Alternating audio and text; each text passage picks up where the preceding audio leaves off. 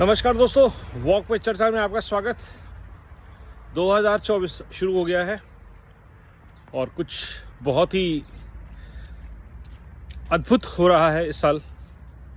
22 तारीख को श्री राम मंदिर का उद्घाटन और उसके बाद चुनाव। तो देश में जो ये सनातन के प्रति माहौल बना है, उससे निश्चित रूप से हर भारतीय बहुत ज़्यादा प्रसन्न है।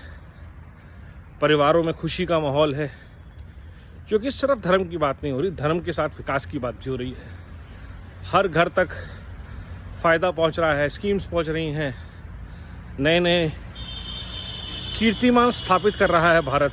विकास के कार्यों के, हाईवेज के, एयरपोर्ट्स के, मेट्रोज के, दवाइयों के वितरण के, अस्पतालों के, स्वास्थ्य केंद्रों के, जन औषधि के, हर घर नल से जल और ऐसी बहुत सारी चीज़ें। और सबसे बड़ी बात, भारत में टूरिज़्म फैल रहा है सनातन के प्रभाव से। काशी और अब अयोध्या भारत के नए टूरिज़्म के धाम बनने वाले हैं। और इस सब के बावजूद में बीच में राक्षसों का विघन जरूरी है। तो 2024 की हार से अपने आप को मुक्त करने के लिए, हार के बोझ से मुक्त करने के लिए ईवीएम्स को ऑलरेडी ब्लेम देना शुरू हो गया है। 10 साल से जब भी वो हारते हैं, ईवीएम को ब्लेम दे दिया जाता है। और इस बार खुद सैम पित्रोदा इस मूवमेंट को लीड कर रहे हैं, जो ईवीएम को हैक करने का तरीका तो नहीं बता पा रहे, पर उनको विश्वास है कि ईवीएम हैक होती है। क्यों? क्योंकि जब हारना सुनिश्चित हो तो किसी पे तो इल्ज़ाम लगाना है। और कोई भी विपक्ष की पार्टी परिवारवाद और भ्रष्टाचार का इल्ज़ाम नहीं ले सकती, बिकॉज सब परिवारवाद और भ्रष्टाचार से पोषित पार्टियां हैं।